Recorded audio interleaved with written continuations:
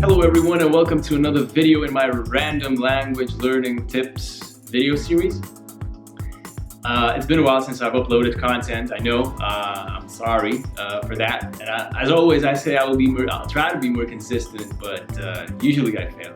However, I have a new camera and I learned a little bit of editing, so maybe this year, 2018, I'll be a little bit more consistent than in the years before. In this particular video, I wanted to talk a little bit about something that is not a language learning tip in itself. It's more like sort of like a more practical way of describing how well you speak a language. So I don't know how you guys usually answer to a question, well, how well do you speak Chinese or how well do you speak Italian? I personally always found it a little bit difficult to sort of transmit to the person who's asking me that question how well I actually speak this or that language.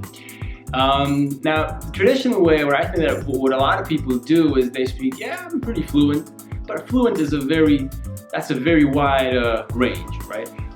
Someone might say, well, my Chinese is at a C1 level.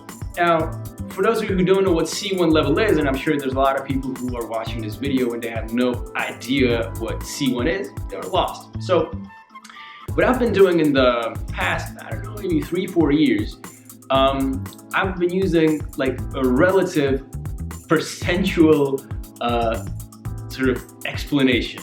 Now, it's best explained on an example.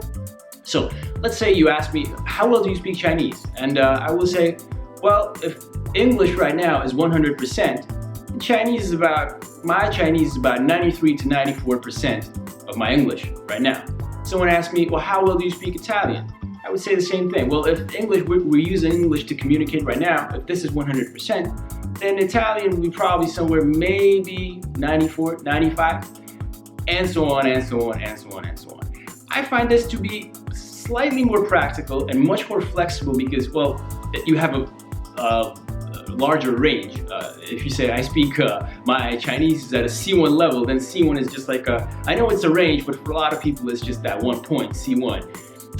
Whereas, you know, you have percentages from 0 to 1,000 if you want. Like if, for instance, we're speaking English now, and this is 100%, but Slovak for me is my native language, which I do speak better than English, so I would say, well, I speak Slovak maybe 105%. My Slovak is on 105% of the way I speak English right now.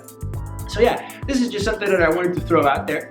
Leave a comment and tell me what you think. I've been using this for about 3-4 years. I have friends who picked it up from me, and they have been using it as well. Let me know what you think. And by the way, I'm not saying I invented this, but I haven't heard anyone else use it. So if anyone else is using it, it's fantastic.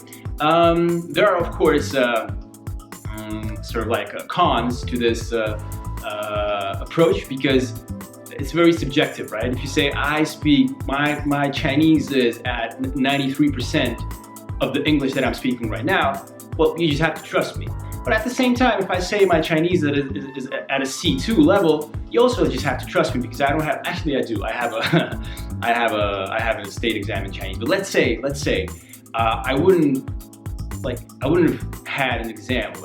Let's say I don't have any exam in Chinese, and I would just say, well, it's at a C2 level. You just have to trust me. Same thing as I say if it's at a 94% level of the English that I'm using to talk to you right now. So it is subjective, but at the same time, saying that your Chinese is on a C2 level is sort of subjective as well. And by the way, if you I have a whole video about this, about language certificates and tests and all that.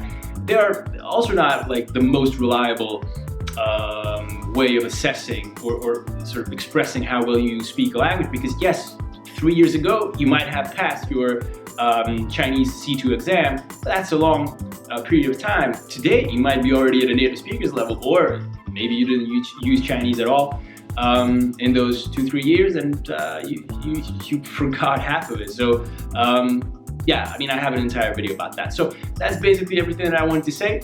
If you have any comment, please leave it in the comment section. And yeah, I will see you in one of the future videos. Take care. Bye.